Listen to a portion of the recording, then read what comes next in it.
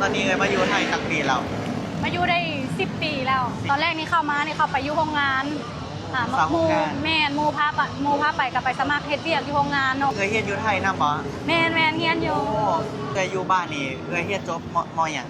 เพราะตอนอยู่บ้านนี่บ่ได้เฮียนเลยเฮียนฮอดแต่ป .5 มีเงินเฮียนว่าซั่นซะว่าสั้นๆว่าบ่มีเงินเฮียนอยู่ลาวนี่คือบ่มีเงินบ่ได้เฮียนสบายดีสบายดีเคยเป็นคนจังหวัดใดเนาะแขวงใดเนาะ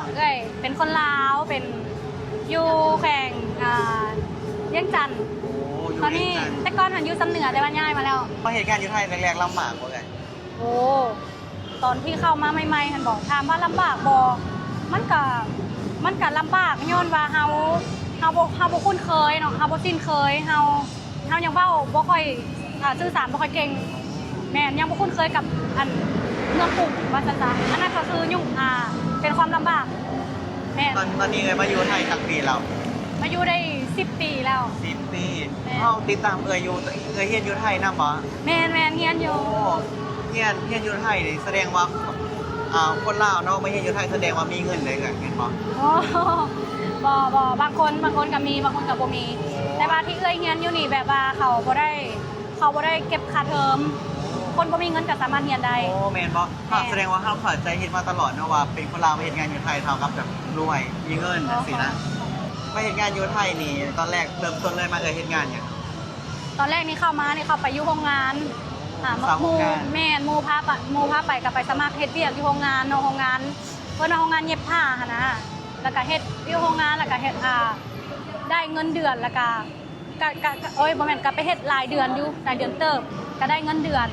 แล้วก็ฝากมาให้แม่ที่นี่หั่นน่ะแม่เอื้อยแล้วก็เขาผ่าตัดเนาะกำลังจะผ่าตัดเอื้อยก็เลยแบบโอ๊ยบ่ไหวแล้วจังซี่นะก็เลยออกมาเฮ็ดเวียกอยู่ร้านอาหารถือว่าได้เงินได้ทิปได้หยังเพิ่มขึ้นมาแน่น่ะเติบจังซี่มาเฮ็ดงานอยู่ไทยแรกๆได้เงินเดือนเท่าใดเอ่ยตอนนั้นสมัยมาตอนนั้นได้เงินเดือนเริ่มต้นเลยขนาด 9,000 บาทแม่แต่ว่าอยู่ไปโดนๆนั่นก็ได้ประมาณ12,000ประมาณนี้เพราะว่าเฮ็ด OT โอหยังพร้อมเด้เป็นโรงงานนะมาอยู่ไทยนี่คิดฮอดบ้านบ่คิดฮอดอยู่คิดฮอดตอนมาใหม่ๆนี่คิดฮอดแต่ว่าตอนนี้ก็ถือว่าสะดวกสบายเนาะมันมีโทรศัพท์โทรสามารถโทรได้เคยมาอยู่ไทยนี่มักอีหยังหลายที่สุด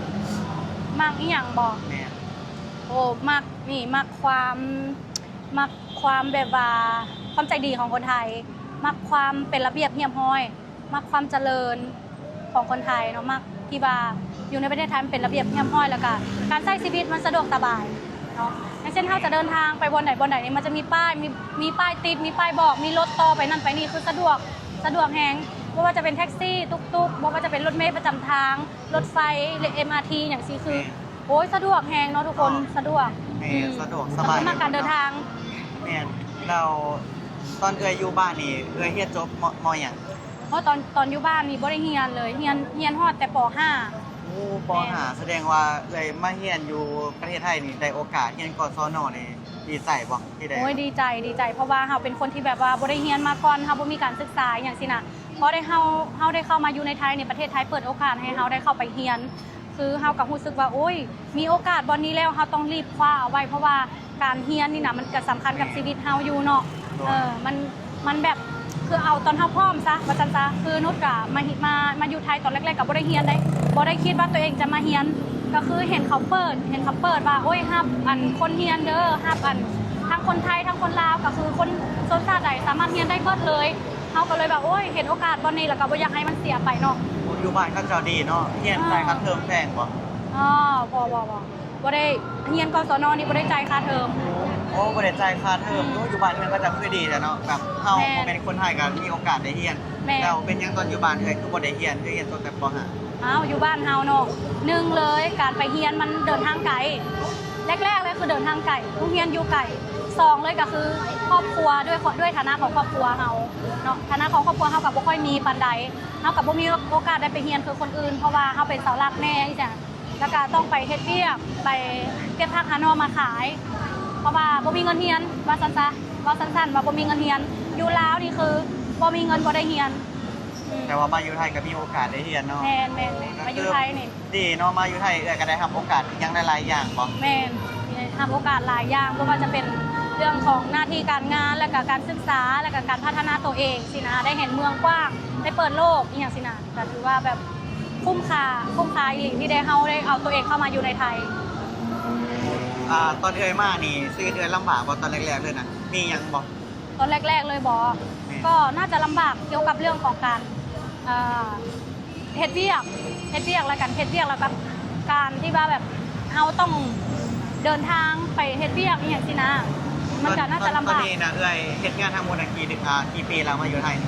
โอ้ยตอนนี้บอก10 ปีแล้วเด้ โอ้พอถามเนี่ยเดี๋ยวบ่มาอยู่10 ปีนี่เฮ็ดแบบนี้ยังเป็นของตัวเองเหรอบ่เอ่ย โอ้ยเป็นของตัวเอง คือตอนแรกๆนะเนาะก่อนซีเฮาสิมีเป็นของตัวเองนี่นะมันก็เริ่มเก็บมาตั้งแต่อายุ13เลยเพราะว่าเอ้ยนี่บ่ได้เรียนเนาะออกโรงเรียนมาเฮ็ดเวียกอยู่โรงงานอยู่ลาวตั้งแต่อายุ13แล้วก็เข้ามาอยู่ในไทยก็มาเฮ็ดเวียกอยู่ในไทยก็คือเก็บเงินมาตลอดเลย เก็บเงินเก็บออมเงินมาตลอดแล้วก็คือแบบว่าเก็บออมรอมริบมาหั่นน่ะแล้วก็จนมาอยู่ประเทศไทยนี่แหละถึงจะสามารถมีได้ก็คือแบบหาตื่มใจ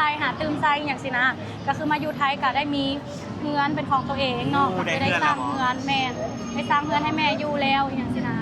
โอ้เก่งแฮงเนาะ3 เดือนเราพอทำงานสุดท้ายตอนนี้มีแฟนเหรอบ่ บ่มี โอ้สเปคคนแบบไหนเนาะสเปคคนลาวหรือคนไทยเนาะ สเปคนี่